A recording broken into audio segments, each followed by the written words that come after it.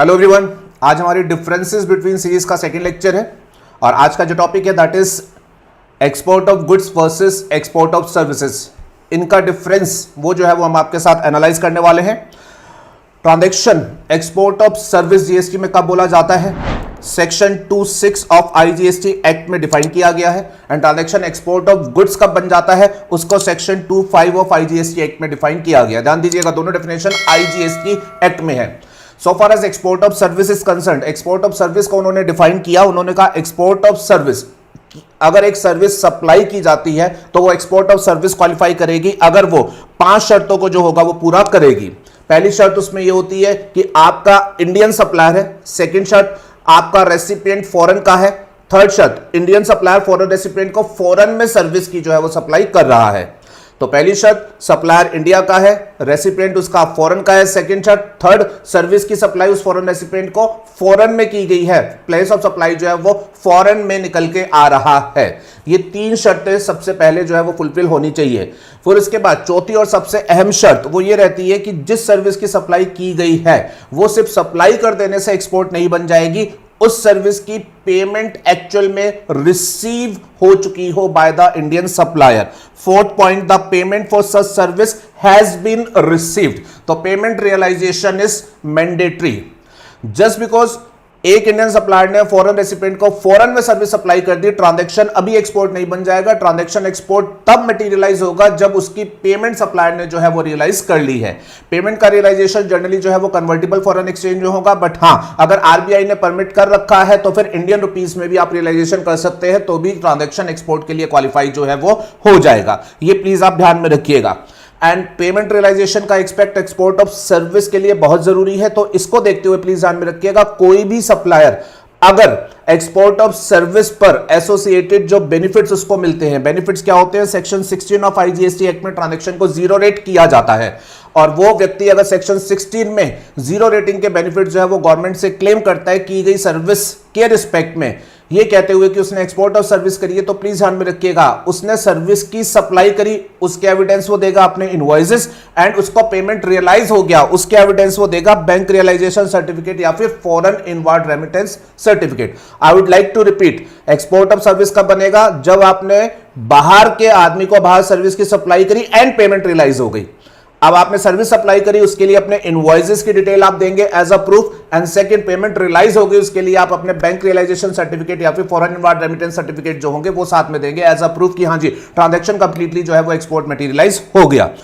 और अगर आपने मान लीजिए सर्विस सप्लाई करी है अप्रैल में और आपको उसका पेमेंट का रियलाइजेशन भी अप्रैल में ही हो गया, तो ये अप्रैल के महीने में आपके एक्सपोर्ट के टर्नओवर में काउंट हो जाएगी। अगर आप सप्लाई करते हैं अप्रैल में लेकिन उस सप्लाई का पेमेंट का रियलाइजेशन आपको जून में होता है, तो ध्यान में रखिएगा पेमेंट का रियलाइजेशन जून में हुआ तो जून में एक्सपोर्ट मटेरियलाइज हुआ, तो ये आपका एक्सपोर्ट टर्नओवर जो होगा वो जून के पीरियड का बनेगा। एंड द लास्ट सिनेरियो, अगर आप एडवांस लेकर के सप्लाई करते हैं और एडवांस आपको अप्रैल में मिला जबकि सप्लाई आपने जून में करी, तो अप्रैल में आपको एडवांस मिला, अभी सर्विस तो सप्लाई हुई नहीं, तो एक्सपोर्ट का मतलब ही नहीं है, सप्लाई हुई जून में, तो जून में पैसा आ चुका, सर्विस सप्लाई हो गई, तो आपका एक्सपोर्ट टर्नओवर जो होगा वो जून में बन जाएगा। ये प्लीज आप ध्यान में रखिएगा। एक्सपोर्ट टर्नओवर कंप्यूटेशन की आपको जरूरत पड़ती है जब आप 0 रेटिंग का बेनिफिट लेने जाते हैं आईटीसी रिफंड का, तो वहां आपको टर्नओवर बेस जो है वो कैलकुलेशन करनी पड़ती है, और उस फार्मूले में उन्होंने बता रखा था एक्सपोर्ट ऑफ सर्विस का टर्नओवर कभी भी कैलकुलेट किया जाएगा तो वो इस तरीके से रियलाइजेशन बेसिस पर जो होगा वो कंप्यूट किया जाएगा। फिर उसके बाद एक्सपोर्ट ऑफ सर्विस में डेफिनेशन में 5th पॉइंट जो था ये भी एक बड़ा इंपॉर्टेंट पॉइंट था। ठीक है जी, फर्स्ट 4 पॉइंट ने तो क्या कह दिया, इंडियन सप्लायर फॉरेन रेसिपिएंट को फॉरेन में सर्विस देता है और पेमेंट रियलाइज हो चुकी हो तब ट्रांजैक्शन एक्सपोर्ट बनेगा। अब 5th पॉइंट में कहा गया था जिस सप्लायर और जिस रेसिपिएंट के बीच में ये एक्सपोर्ट ट्रांजैक्शन होगा वो सप्लायर और रेसिपिएंट जो है वो रियल डिस्टिंक्ट एंटिटी होने चाहिए। वो जीएसटी में जो डीम्ड डिस्टिंक्ट पर्सन का कंसेप्ट है वो वाले डीम्ड डिस्टिंक्ट पर्सन नहीं होने चाहिए, वो रियल डिस्टिंक्ट पर्सन होने चाहिए। तो आपको जरा सा हल्का सा रिकलेक्ट कराता हूं, आप एक बिजनेस एंटिटी आप अपनी ब्रांच खोल लेते हैं, तो जीएसटी में जो ब्रांच है जो बेसिकली आप ही का एक्सटेंशन है उसको जीएसटी में जो है वो डीम्ड डिस्टिंक्ट पर्सन जो है वो ट्रीट किया जाता है। लेकिन एक्सपोर्ट ऑफ सर्विस की डेफिनेशन ने क्लियर किया है कि एक्सपोर्ट जो होगा वो कभी डीम्ड डिस्टिंक्ट पर्सन के बीच में नहीं होगा, वो जो होगा वो रियल डिस्टिंक्ट पर्सन के बीच में होगा। फिफ्थ पॉइंट आपका ये कहता था the supplier of service and the recipient of service are not merely establishment of a distinct person, and वो जो था वो डिफाइंड था under explanation 1 of section 8। Explanation 1 of section 8 basically ये कहता था कि आप इंडिया में एक बिजनेस एस्टेब्लिशमेंट रखते हैं और आप इन्हें अपना बिजनेस एस्टेब्लिशमेंट बाहर खोल दिया है, तो ये जो बाहर वाला एस्टेब्लिशमेंट है और आपका इंडियन एस्टेब्लिशमेंट है, these are deemed distinct person, पर इनके बीच में कभी भी एक्सपोर्ट ऑफ सर्विस नहीं होगा। This is the result of condition number 5। इसमें एक इंपॉर्टेंट पॉइंट आपको जो ध्यान में रखना है, अगर एक कंपनी है इंडिया में, वो फॉरेन में अपनी सब्सिडरी कंपनी खोल लेती है, या फॉरेन की होल्डिंग कंपनी है वो इंडिया में अपनी सब्सिडरी कंपनी खोल देती है, तो प्लीज ध्यान में रखिएगा होल्डिंग कंपनी और subsidiary company, these being companies, ये अपने आप में इंडिपेंडेंट पर्सन होते हैं, ये अपने आप में रियल डिस्टिंक्ट पर्सन होते हैं। कंपनी आप जानते हैं कंपनी अपने आप में एक पर्सन होती है, तो होल्डिंग और सब्सिडरी कंपनी वो अपने आप में रियल डिफरेंट पर्सन होते हैं। इनके बीच में एक्सपोर्ट ऑफ सर्विस ट्रांजैक्शन हो सकता है, ये 5th पॉइंट में नहीं आएगा। Holding and subsidiary are real distinct person. 5th point सिर्फ किसको हिट करेगा, जब कंपनी अपनी ही ब्रांच के साथ कोई ट्रांजैक्शन करेगी, तो वो वाला ट्रांजैक्शन कभी भी एक्सपोर्ट ऑफ सर्विस में जो होगा वो क्वालिफाई नहीं होगा।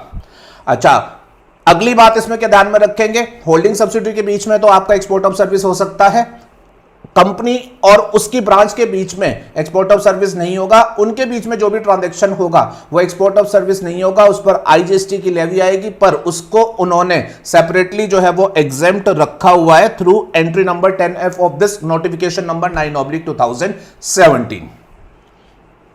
उस पर जीएसटी की लायबिलिटी एग्जेम्प्ट होगी, बट उस पर एक्सपोर्ट्स के जीरो रेटिंग के जो बेनिफिट है वो आपको नहीं मिलेंगे। आई hope this point is clear. तो एक्सपोर्ट ऑफ सर्विस के ये 5 पॉइंट आपको जो है वो ध्यान में रखने हैं, एंड आई होप सबको क्लैरिटी आ गई होगी। अब बात करते हैं, अब ट्रांजैक्शन अगर एक्सपोर्ट ऑफ सर्विस होता है तो सेक्शन 16 में उसे जीरो रेट किस तरीके से जो है वो किया जाता है।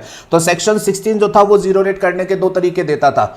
वो कहता था सप्लायर अपने एक्सपोर्ट ऑफ सर्विस के ट्रांजैक्शन को नंबर 1 कर सकता है 16(3)(a), वो उस पर कोई जीएसटी पे ना करे, उस ट्रांजैक्शन को वो बॉन्ड या एलयूटी देकर के जो है वो अंडरटेक कर ले, जीएसटी कुछ भी पे करने की जरूरत नहीं है, और उस ट्रांजैक्शन को करने के लिए जो बैकवर्ड पर उसने इनवर्ड सप्लाई ले रखी है उसके सभी इनपुट टैक्स क्रेडिट उसे मिलेंगे, और वो इनपुट टैक्स क्रेडिट का सब्सिक्वेंटली जब एक्सपोर्ट मटेरियलाइज हो चुका हो तो वो उसका आईटीसी का आकर के रिफंड भी क्लेम कर सकता है। रिफंड क्लेम करने के लिए उसे नॉर्मल प्रोसीजर जीएसटी में फॉलो करना पड़ेगा, एंड रिफंड का जो प्रोसीजर होता है बेटा वो सेक्शन 54 में बताया गया होता है, जिसको साथ में रूल 89 के साथ जो है वो पढ़ा जाता है।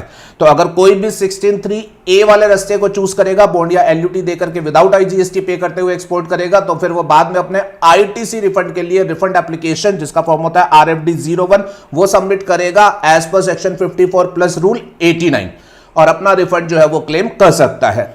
आपको ध्यान में रखना है आईटीसी कभी भी अगर वो रिफंड क्लेम करने जाएगा तो रिफंड क्लेम करने के लिए रूल 89(4) में एक फॉर्मूला बताया गया, उस फॉर्मूले के हिसाब से उसे अपना रिफंड जो होगा वो कंप्यूट करना पड़ेगा।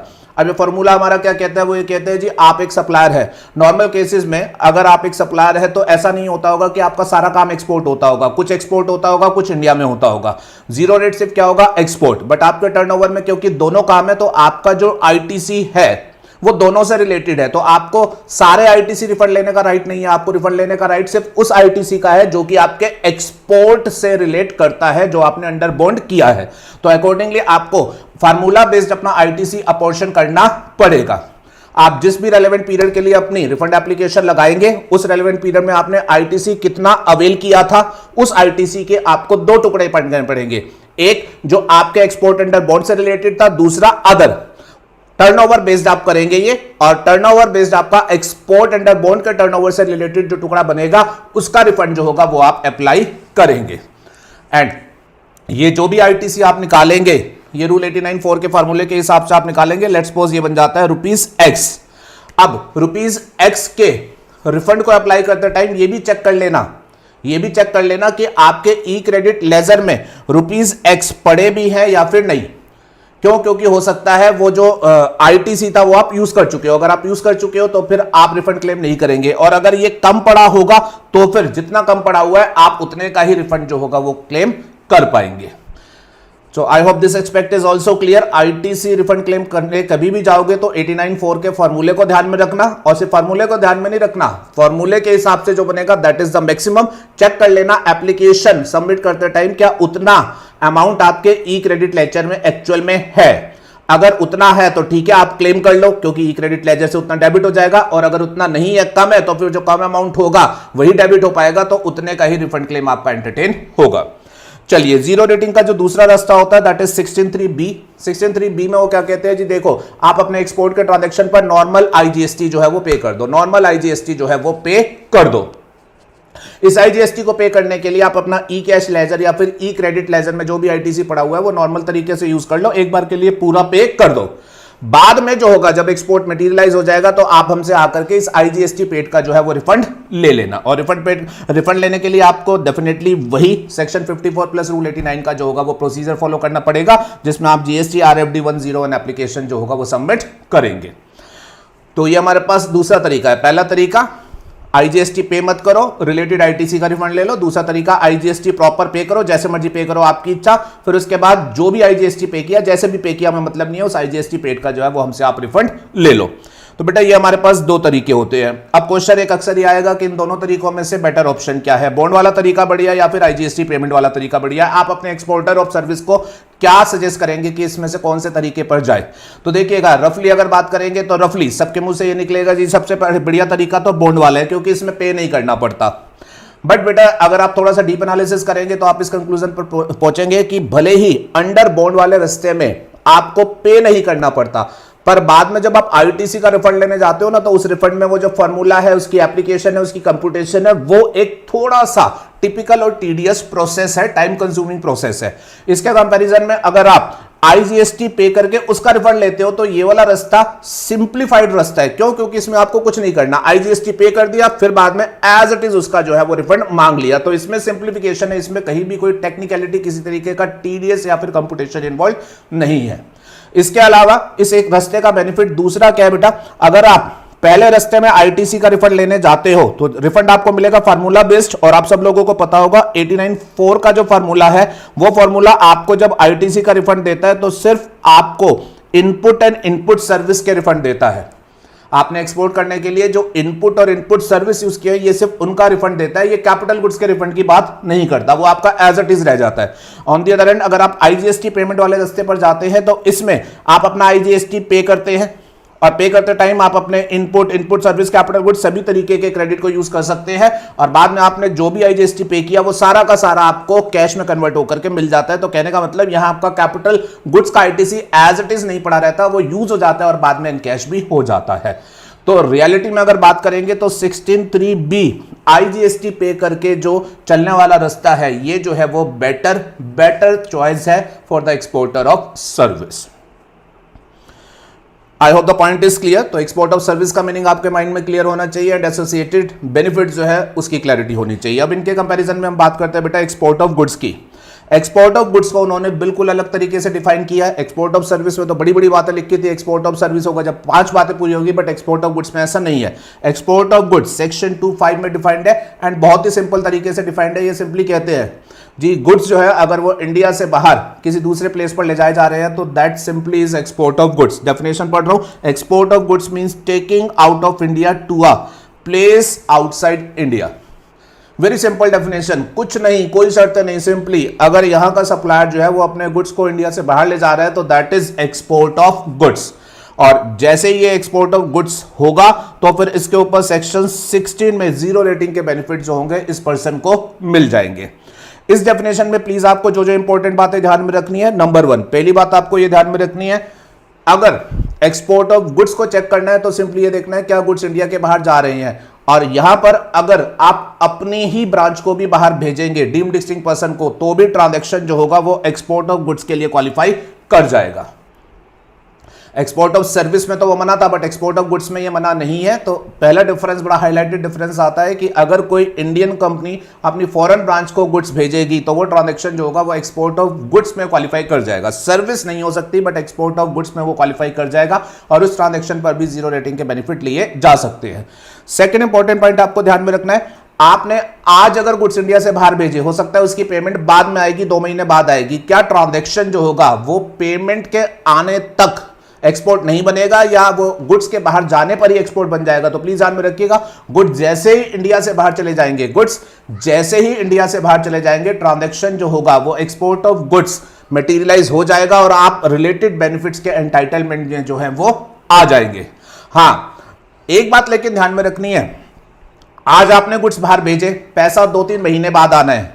आज आपने गुड्स बाहर भेजे, जैसे ही गुड्स बाहर भेजोगे एक्सपोर्ट ऑफ गुड्स मटेरियलाइज हो जाएगा, आप उसके ऊपर 0 रेटिंग के बेनिफिट्स भी क्लेम कर सकते हो। लेकिन ध्यान में रखना, पैसा लाना जरूर है, पैसे के आने तक हमने आपको बेनिफिट्स रोक के नहीं रखे, हमने आपको बेनिफिट्स दे दिए, 0 रेटिंग के आईटीसी रिफंड, आईजीएसटी रिफंड जो भी है वो हमने आपको दे दिए, but you have to make sure कि बाद में वो पैसा जो है वो जरूर आए। जो भी टाइम लिमिट फेमा में प्रेस्क्राइब्ड है उस टाइम लिमिट के अंदर जो है वो पैसा आना चाहिए। अगर उस टाइम लिमिट के अंदर पैसा नहीं आता तो हमने जो बेनिफिट आपको शुरुआत में दे दिए थे वो आपको रीपे जो होंगे वो करने पड़ेंगे। इस बात के लिए रूल 96B करके उन्होंने जो था एक स्पेसिफिकली रूल बनाया था, जिसमें उन्होंने बोला था payment must be realise within the time permitted under FEMA including extension. अगर पेमेंट एंड में रियलाइज ही नहीं हुई then within 30 days refund allowed shall be paid back with interest at the rate of 18% per annum। और अगर आप repayment नहीं करते हैं, you are failure to repay, then proper official will initiate action under section 73 और 74। 73-74 में वो show cause note based action जो होगा वो आपके अगेंस्ट ले लेगा। So I would like to repeat, export of service वो कब बनेगा? पैसा एक्चुअल में रियलाइज होने के बाद, और उसके बाद ही 0 रेटिंग के बेनिफिट मिलेंगे। बट एक्सपोर्ट ऑफ गुड्स वो एक्सपोर्ट कब बन जाएगा? गुड्स के बाहर भेजे जाने के साथ, और आपको तभी बेनिफिट दे देंगे। बट अगर बाद में पैसा आया ही नहीं तो फिर आपको बेनिफिट जो होंगे वो रिपे करने पड़ेंगे, end of course with interest जो होगा वो रिपे करना पड़ेगा। परमिटेड पीरियड के 30 दिन के अंदर खुद से पे कर दो, नहीं पे करोगे तो ऑफिसर 73-74 बेस जो होगा वो एक्शन लेगा। हाँ, एक रिलैक्सेशन उन्होंने जरूर दिया था, अगर आपके पास जो पैसा नहीं आया वो पैसा आपने आरबीआई से परमिशन लेकर के बैड डेब्ट्स राइट ऑफ किया है, तो उस केस में कोई एक्शन जो होगा वो इनिशिएट नहीं किया जाएगा। Otherwise simple failure to realise जो होगी वो आपको रीपेमेंट के लिए जो होगा वो बाउंड कर देगी। And here another very important point, let's suppose because of non realisation of the export proceed of goods आपने रीपे कर दिया बेनिफिट। अब after repayment let's suppose you are able to realise the benefit, तो rule 96B further provide कि अगर आप subsequently payment realise कर लेते हैं तो आरबीआई से एक्सटेंशन लेना, ताकि आपकी वो payment realise within permitted period बन जाए। और अगर आप ऐसा कर लेते हैं तो विद इन नेक्स्ट 3 मंथ्स आप दोबारा से वो जो बेनिफिट जो है वो रिक्लेम कर सकते हैं, दोबारा से वो बेनिफिट जो है वो रिक्लेम कर सकते हैं। सो the difference which is coming out is exporter of service will not get the benefit unless money is realized as per FEMA. Exporter of goods that gets the benefit by export of goods, which means basically goods taking out of India, realization later हो चलेगा, नहीं हुआ तो फिर repayment का issue आएगा। Are you okay with this? अच्छा, export of goods में एक और important point प्लीज ध्यान में रखेंगे। export of goods में जो आपके पास 0 रेटिंग के बेनिफिट्स होते हैं, यहां भी आपके पास उसी तरीके से 2 बेनिफिट्स होते हैं। 16(3)A जिसमें आप विदाउट आईजीएसटी पेमेंट काम करेंगे और अपना आईटीसी का रिफंड क्लेम करेंगे, एंड 16(3)B जिसमें आप आईजीएसटी पे करेंगे और आईजीएसटी का जो होगा वो रिफंड क्लेम करेंगे। अगर आप अंडर बॉन्ड वाले रास्ते पर जाएंगे तो अंडर बॉन्ड वाले रास्ते पर जाओगे, पे कुछ नहीं करना, बट आईटीसी रिफंड क्लेम करने में उसी तरीके से मेहनत लगेगी जो कि मैंने आपको एक्सपोर्ट ऑफ सर्विस के केस में समझाया। आपका आईटीसी रिफंड जो होगा वो रूल 89(4) में फॉर्मूला बेस निकलेगा। आप जिस पीरियड के लिए रिफंड क्लेम कर रहे हैं उसमें आपका एक्सपोर्ट अंडर बॉन्ड का टर्नओवर क्या था एंड अदर टर्नओवर क्या था, उसको ध्यान में रखते हुए प्रो राटा बेस जो होगा वो आईटीसी निकाला जाएगा, जो कि मैक्सिमम अमाउंट होगा जो कि आपको मिलेगा। और अगर आपके ई क्रेडिट लेजर में आईटीसी कम हो चुका है तो फिर उससे ज्यादा का डेफिनेटली आपको रिफंड नहीं मिलेगा, बिल्कुल as it is same provision जो कि मैंने आपको एक्सपोर्ट ऑफ गुड्स के केस में बताए थे। हाँ, लेकिन अगर आप जा रहे हैं दूसरे रास्ते पर, आईजीएसटी पेमेंट वाले रास्ते पर, आईजीएसटी पेमेंट वाले रास्ते पर, तो यहां एक और डिफरेंस है गुड्स के केस में। सर्विसेज के केस में आईजीएसटी पे करो और जाकर के रिफंड ले लो। गुड्स के केस में अगर आप आईजीएसटी पेमेंट वाले रास्ते पर जाते हैं तो आपको आईजीएसटी पे करके आईजीएसटी का रिफंड मिलेगा। डिफरेंस यहां नहीं है कि रिफंड नहीं मिलेगा, रिफंड मिलेगा, बट डिफरेंस यहां पर है कि इस वाले केस में जो आपको रिफंड मिलेगा वो रिफंड आपको जीएसटी से नहीं मिलेगा, वो रिफंड आपको कस्टम से मिलेगा। एक्सपोर्ट ऑफ गुड्स के केस में अगर आप आईजीएसटी पे करके आईजीएसटी का रिफंड क्लेम करते हैं तो आईजीएसटी का जो रिफंड आपके पास आएगा वो जीएसटी वालों से आप क्लेम नहीं करेंगे, वो आपको जो होगा वो कस्टम से क्लेम करना पड़ेगा, वो कस्टम से प्रोसेस होकर के आपको मिलेगा। ऐसा क्यों है, ऐसा डिफरेंस उन्होंने क्यों रखा हुआ है? ये बेटा एक्सपोर्टर ऑफ गुड्स की भलाई के लिए रखा हुआ है। किस एंगल से देखिएगा, एक्सपोर्ट ऑफ गुड्स की डेफिनेशन क्या थी? ट्रांजैक्शन एक्सपोर्ट ऑफ गुड्स कब होता है? जब गुड्स इंडिया से बाहर जाते हैं। अच्छा, अब कोई भी गुड्स जब इंडिया से बाहर जाएंगे तो डेफिनेटली वो गुड्स इंडिया की टेरिटरी छोड़ के जा रहे हैं तो डेफिनेटली इंडियन कस्टम लॉ भी पिक्चर में आएगा, तो कस्टम क्लियरेंस भी उन गुड्स को जो होगी वो लेनी पड़ेगी। तो जीएसटी वालों ने देखो एक्सपोर्ट ऑफ गुड्स के ट्रांजैक्शन को क्रॉस चेक करने के लिए जो ओवरऑल सिस्टम डेवलप कर रखा था, वो ओवरऑल सिस्टम ये डेवलप कर रखा है कि अगर पर्सन है गुड्स को एक्सपोर्ट करने वाला, तो मान लीजिए वो इस फॉरेन रेसिपिएंट को ये गुड्स बाहर जो है वो सप्लाई कर रहा है, तो इन गुड्स को जब वो इंडिया से बाहर लेकर के आएगा तो कस्टम की क्लियरेंस कराएगा। तो उन्होंने स्टेप्स क्या बना रखे हैं जी? As an exporter of goods आप गुड्स के अपने टैक्स इनवॉइस तैयार करें एक्सपोर्ट वाले।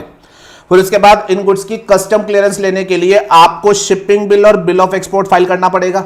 ये कस्टम्स में गुड्स की क्लियरेंस का डॉक्यूमेंट होता है। अच्छा, जैसे हमारे पास जीएसटी के पोर्टल है, कॉमन जीएसटी पोर्टल सेक्शन 147, वैसे ही हमारे पास कस्टम्स की भी अपनी पोर्टल है, common custom electronic portal section 154C। ये फाइनेंस एक्ट 2021 में इसके बारे में जिक्र भी किया गया था। तो ये कस्टम्स की इलेक्ट्रॉनिक पोर्टल है हमारे पास, तो इस इलेक्ट्रॉनिक पोर्टल पर वो शिपिंग बिल और बिल ऑफ एक्सपोर्ट जो होगा वो फाइल करेगा, साइटिंग की इन टैक्स इनवॉइसेस नंबर के गुड्स जो है ये एक्सपोर्ट के लिए ले जाना चाहता है, मुझे कृपया परमिट करें। फिर ये ऑनलाइन फाइलिंग होगी। कस्टम का ये जो सिस्टम होता है आईसी गेट हम जिसे बोलते हैं, वो जो होगा इन गुड्स के रिस्पेक्ट में अपना प्रोसीजर फॉलो करते हुए इसको एक्सपोर्ट करने की परमिशन देंगे, और वहां से जब परमिशन मिल जाएगी तो ये वेसल शिपिंग कंपनी वाले को अपने गुड्स हैंड ओवर करेगा, और इस शिप को ले जाने वाला जिसको हम पर्सन इन चार्ज बोलते हैं वो इनके गुड्स को एक्सेप्ट करके कैरी करके जो है वो का बाहर ले जाएगा। एंड आप सबको पता है एक्सपोर्टर को गुड्स को एक्सपोर्ट करने के लिए पहले गुड्स से कस्टम क्लियरेंस करानी होती है bye filing shipping bill. Clearance कराने के बाद जब वो शिपिंग कंपनी को देता है तो शिपिंग कंपनी उन गुड्स को जब कैरी करके आगे लेकर के जाती है तो जो पर्सन इन चार्ज कन्वेंस का होता है वो जाते टाइम जो है वो बता करके चलता है कस्टम्स में कि वो क्या क्या गुड्स लेकर के जा रहा है, और उसके लिए उसे कस्टम में डॉक्यूमेंट देना होता है डिपार्चर मैनिफेस्ट, जिसको हम एक्सपोर्ट मैनिफेस्ट के नाम से भी जाते हैं, ईजीएम या फिर एक्सपोर्ट रिपोर्ट। कस्टम्स का ये बेसिक क्लियरेंस सिस्टम है। एक्सपोर्ट करने वाला व्यक्ति वो गुड्स की कस्टम क्लियरेंस कराएगा bye filing shipping bill, bill of export. Custom से पास कराने के बाद शिपिंग कंपनी जब आगे लेकर के जाएगी तो इंडिया छोड़ने से पहले वो पीआईसी जो होगा वो कस्टम को डिक्लेयर करके जाएगा कि वो कौन कौन से गुड्स लेकर के जा रहा है bye filing EGM departure manifest या फिर ईआर। अब इंडियन कस्टम्स में ये दोनों डिटेल जो है वो कैप्चर हो जाती है। ठीक है जी। अब बड़ा सिंपल सा उन्होंने क्या प्रोसेस रखा हुआ है देखिएगा, उन्होंने गुड्स का एक्सपोर्ट हुआ है या नहीं हुआ है उसको क्रॉस चेक करने का बड़ा सिंपल सा मैकेनिज्म रखा हुआ है। जिस भी सप्लायर ऑफ गुड्स ने अपने गुड्स एक्सपोर्ट किए होंगे, ठीक है जी, उसने अपनी जीएसटीआर 1 जब फाइल करनी है, GSTR 1 statement of outward supply, तो वो अपनी जीएसटीआर 1 में इन एक्सपोर्ट के इनवॉइसेस की डिटेल जो होगा वो सबमिट करेगा। जीएसटीआर 1 जो होगी वो जीएसटी की पोर्टल पर सबमिट की जाएगी। जीएसटीआर 1 में उसने जो भी एक्सपोर्ट इनवॉइसेस डिक्लेयर किए होंगे उन एक्सपोर्ट इनवॉइसेस की डिटेल को जीएसटी की पोर्टल से ट्रांसमिट किया जाएगा, ई ट्रांसमिशन किया जाएगा to the custom common portal. GSTR 1 के एक्सपोर्ट इनवॉइसेस की डिटेल को जीएसटी पोर्टल ट्रांसमिट करेगी to the customs common electronic portal, और कस्टम की जो पोर्टल होगी उस पर डाटा कैप्चर हुआ होगा किस चीज का? शिपिंग बिल का एंड डिपार्चर मैनिफेस्ट का। अब अगर जो इनवॉइसेस कस्टम पोर्टल पर ट्रांसमिट किए गए हैं उन इनवॉइसेस के रिस्पेक्ट में अगर डिपार्चर मैनिफेस्ट फाइल हो चुकी है, डिपार्चर मैनिफेस्ट फाइल हो चुकी है एट द कस्टम पोर्टल, तो डिपार्चर मैनिफेस्ट का फाइल किया जाना इस बात का सबूत है कि वो गुड्स पीआईसी अपनी शिप पर लोड करके चल चुका है।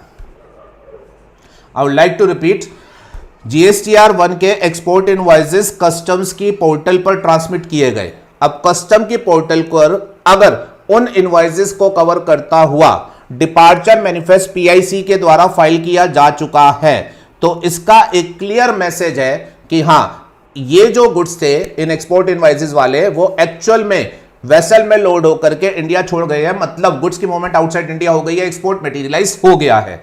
And the moment departure manifest से ये पता चल जाएगा, कस्टम की पोर्टल जो होगी वो जीएसटी की पोर्टल पर कंफर्मेशन भेजेगी कि आपने जो डिटेल्स ऑफ इनवॉइसेस हमको भेजे थे वो हमने अपने पोर्टल पर ईजीएम बेस्ड वेरीफाई कर लिए हैं, और अब हम आपको कंफर्म करके कह रहे हैं कि ये गुड्स जो है वो एक्सपोर्ट हो गए हैं, क्योंकि पर्सन शिप पर डालकर इन्हें चला गया है। तो ये एक मैकेनिज्म जो था वो उन्होंने एक्सपोर्ट्स ऑफ गुड्स के वेरिफिकेशन के लिए रखा हुआ है। एक्सपोर्ट ऑफ सर्विस में कस्टम होता ही नहीं, तो इसलिए ये वाला मैकेनिज्म आपको नहीं ध्यान रखना, वहां तो पेमेंट रियलाइजेशन पर फोकस है। एक्सपोर्ट ऑफ गुड्स में फोकस क्या है, गुड्स इंडिया को छोड़ के चली गई हो, और इंडिया को छोड़ के गई है या नहीं है, तो उसका क्रॉस वेरिफिकेशन सबसे बढ़िया कहां से हो सकता है, कस्टम की पोर्टल से। तो उन्होंने वो कस्टम की पोर्टल से जीएसटी की पोर्टल में ये ट्रांसमिशन एंड कंफर्मेशन का प्रोसीजर जो है वो मटेरियलाइज किया है। Are you okay with this? ठीक है जी।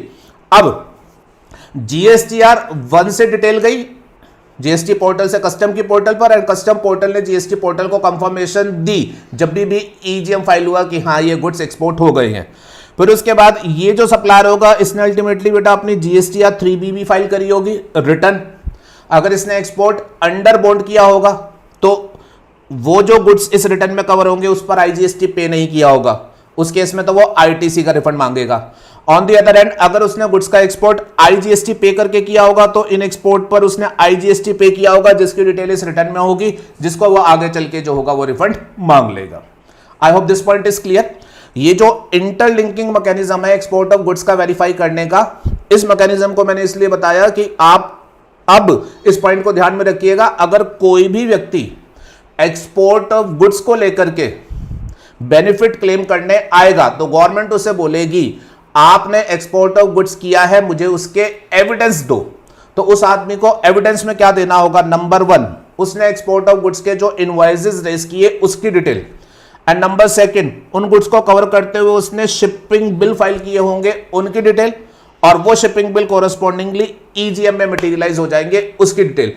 इन डिटेल से जीएसटी वाले जो होंगे वो वेरीफाई करेंगे कि हाँ कंसर्न पर्सन ने एक्चुअल में गुड्स का जो है वो एक्सपोर्ट मटेरियलाइज किया है।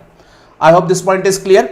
अच्छा, नाउ एक्सपोर्ट हो गया, आईटीसी का बेनिफिट लेना है तो कोई स्पेशल बात नहीं है, लेकिन अगर आपको आईजीएसटी पे करके बेनिफिट लेना है तो गुड्स के केस में आईजीएसटी का रिफंड, वेरी इंपॉर्टेंट पॉइंट, आपको जीएसटी में नहीं मिलता, आपको कस्टम के थ्रू दिया जाता है। इस वजह से एक सेपरेट रूल बनाया गया है, रूल 96।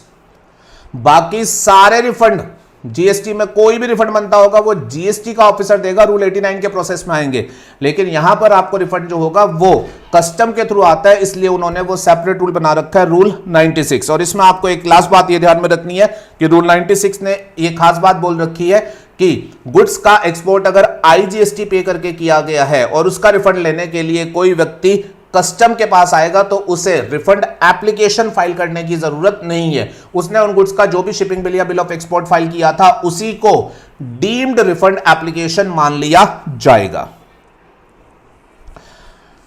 तो गुड्स के एक्सपोर्टर ने अगर आईजीएसटी रिफंड को चूज किया है, no need to file GST RFD 01, no application is required. उसने shipping bill, bill of export जो फाइल किया था कस्टम में, उसी को डीम्ड रिफंड एप्लीकेशन जो होगा वो मान लिया जाएगा। ये रिफंड एप्लीकेशन का स्टेटस उसके पास किस दिन आएगा, उसके लिए उन्होंने लिखा such application shall be deemed to be filed. जिस दिन आपने शिपिंग बिल फाइल किया उस दिन ये रिफंड के स्टेटस में नहीं आएगा, ये आएगा बाद में। कब? नंबर 1, जब PIC of conveyance files a departure manifest, and be the applicant has furnished a valid return in form GSTR 3B।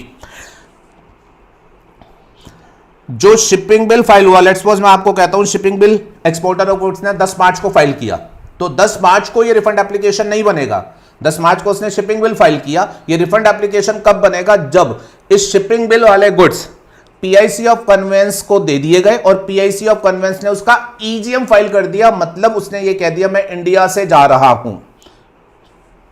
और मान लीजिए ये काम हो गया 16 मार्च को।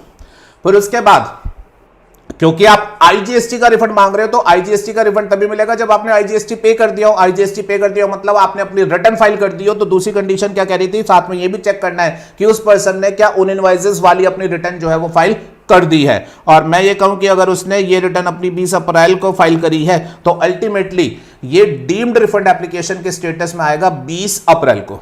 10 मार्च को शिपिंग बिल फाइल्ड है, जिसकी 16 मार्च को ईजीएम फाइल हो गई है, बट उन गुड्स को कवर करते हुए आईजीएसटी पे रिटर्न में 20 अप्रैल को हुआ है। तो 20 अप्रैल की डेट को shipping bill deemed refund application के स्टेटस में आ जाएगा एंड इमीडिएटली कस्टम वालों के द्वारा जो है ये प्रोसेस कर दिया जाएगा। Refund is processed, sanctioned as well as disbursed by the custom portal और कस्टम ऑफिसर। रिफंड आपको sanctioned as well as disbursed कहां से होगा? कस्टम की पोर्टल या फिर custom officer. Custom officer presently picture में नहीं आते हैं क्योंकि कस्टम की पोर्टल से ऑटोमेटेड रिफंड आपको जो है वो मिल जाता है। तो अगर आप ध्यान दे रहे होंगे, ये जो आईजीएसटी पेमेंट के केस में इन्होंने स्पेशल प्रोविजन बनाए वो आपके भले के लिए बनाए, आपको सेपरेटली अप्लाई नहीं करना। जो शिपिंग बिल क्लियरेंस के लिए फाइल करने वाले थे उसी को बाद में रिफंड एप्लीकेशन मान लिया गया। फिर उसके अलावा फर्दर देखिएगा कितनी आसानी आपको दे रहे हैं, टाइम नहीं लगाया गया। 20 अप्रैल थोड़े ही दिनों में ये जो ट्रांजैक्शन है ये आपको वेरीफाई भी हो गया, उन्होंने इसे डीम्ड रिफंड एप्लीकेशन मान के जो है वो प्रोसेस कर दिया, जल्दी से जल्दी रिफंड आपको मिल जाएगा। तो एक्सपोर्टर ऑफ गुड्स को कभी भी आप बोलेंगे अंडर बॉन्ड वाला रास्ता चूज करें या फिर आईजीएसटी रिफंड वाला रास्ता चूज करें, तो अगेन आपको बोलना चाहूंगा आईजीएसटी वाला रास्ता ही बढ़िया है। अंडर बॉन्ड वाले रूट में आईटीसी का रिफंड लेना है, कंप्यूट करना है, मेहनत है, टीडीएस है। आईजीएसटी पेमेंट वाला रूट जो है वो सस्ता है और उसमें आपके कैपिटल गुड्स के आईटीसी भी यूज होकर के जो है वो इनकैश हो जाते हैं। आई होप दोनों का ट्रीटमेंट डिफरेंस सब आपको जो होगा वो क्लियर हुआ होगा। वीडियो अगर आपको समझ आई हो, आपका वैल्यू एडिशन हुआ हो तो प्लीज कमेंट में हमें बताइएगा और अपने फ्रेंड्स जो है उनके साथ वीडियो शेयर कीजिएगा। Thank you everyone.